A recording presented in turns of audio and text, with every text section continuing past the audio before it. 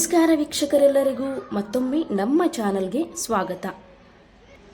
ನಿಮಗೆ ನೋಡಿದ್ರೇ ಗೊತ್ತಾಗಿರಬೇಕು, ಹೌದು ವೀಕ್ಷಕರೇ, ಇವತ್ತು ನಾನು ನಿಮಗೆ ಹಿತ್ತಾಳೆಯ ದೇವರ ಮೂರ್ತಿಗಳನ್ನು ಯಾವ ರೀತಿ ಪಿತಾಂಬರಿ ಇಲ್ಲದೆ ಸ್ವಚ್ಛ ಮಾಡಬಹುದು ಅಂತ ತಿಳಿಸ್ಕೊಡ್ತಾ ಇದ್ದೀನಿ.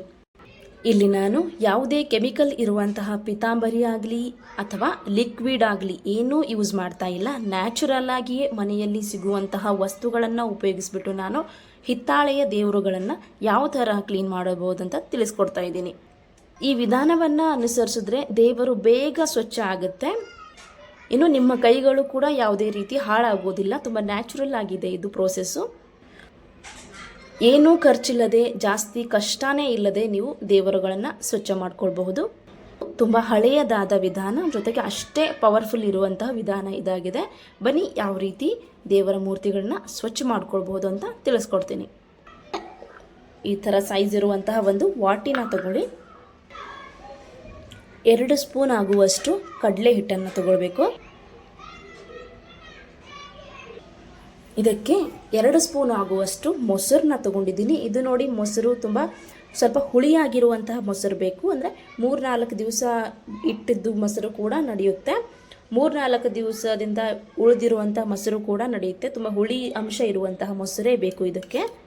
ಇಲ್ಲಿ ನಾನು 2 ಸ್ಪೂನ್ ಆಗುವಷ್ಟು ಈ ಹುಳಿ ಮೊಸರನ್ನು ತಗೊಂಡಿದ್ದೇನೆ. 1 ಸ್ಪೂನು ಅಡುಗೆ ಸೋಡಾ, ಇದಕ್ಕೆ ಅರ್ಧದಷ್ಟು ಒಂದು ನಿಂಬೆ ಹಣ್ಣನ್ನು ಹಾಕ್ತಾ ಇದ್ದೀನಿ. ಎಲ್ಲವನ್ನ ಹಾಕಿಬಿಟ್ಟು ಚೆನ್ನಾಗಿ ಮಿಕ್ಸ್ ಮಾಡ್ಕೊಳ್ಳಿ.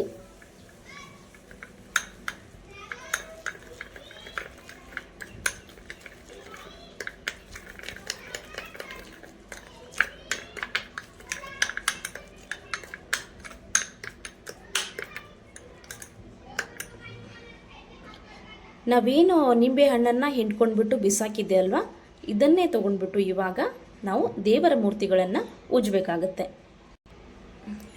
ಈ ಥರ ತೊಗೊಂಡ್ಬಿಟ್ಟು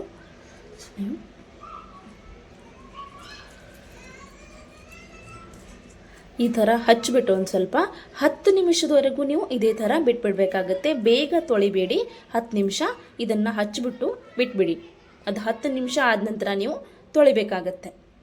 5 ನಿಮಿಷ ನಾನು ಮಾಡಿರುವಂತಹ ಮಿಶ್ರಣವನ್ನು ಹಚ್ಚಿ 10 ನಿಮಿಷ ಬಿಟ್ಬಿಟ್ಟು ಟಿಶ್ಯೂವಿಂದ ಒರೆಸಿ ತೋರಿಸ್ತೀನಿ ನಿಮಗೆ. ನೋಡಿ, ಈ ಭಾಗ ಅಷ್ಟೇ ಹಚ್ಚಿಬಿಟ್ಟು ತೋರಿಸ್ತಾ ಇದ್ದೀನಿ. ಇದು 10 ನಿಮಿಷ ಇದೇ ರೀತಿ ಬಿಟ್ಬಿಡ್ಬೇಕು. ಇವಾಗ 10 ನಿಮಿಷ ಆಗಿದೆ. ಇವಾಗ ಒರೆಸಿ ತೋರಿಸ್ತೀನಿ ನೋಡಿ ನೀವೇ.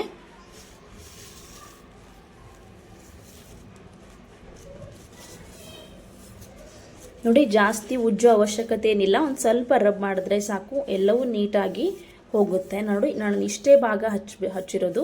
ನೋಡಿ, ಇವಾಗ ಈ ಭಾಗ ನೀವು ನೋಡಬಹುದು, ಈ ಸೈಡ್ದು ನೀವು ನೋಡ್ತಾ ಇರಬಹುದು, ನಿಮಗೆ ಗೊತ್ತಾಗ್ತಿರಬಹುದು ಕ್ಲೀನ್ ಆಗಿದೆ.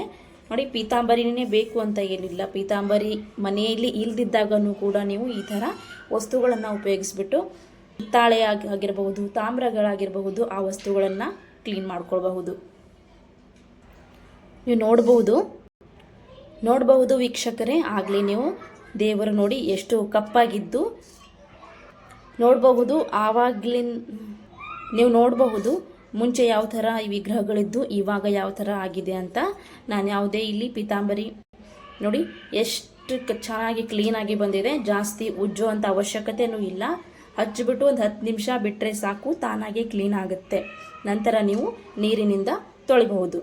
ಸುಲಭವಾಗಿಯೇ ಮನೆಯಲ್ಲಿ ಹಿತ್ತಾಳೆ ಹಾಗೂ ತಾಮ್ರದ ದೇವರು ಆಗಿರ್ಬೋದು, ವಸ್ತುಗಳಾಗಿರಬಹುದು ಕ್ಲೀನ್ ಮಾಡ್ಕೊಳ್ಬಹುದು.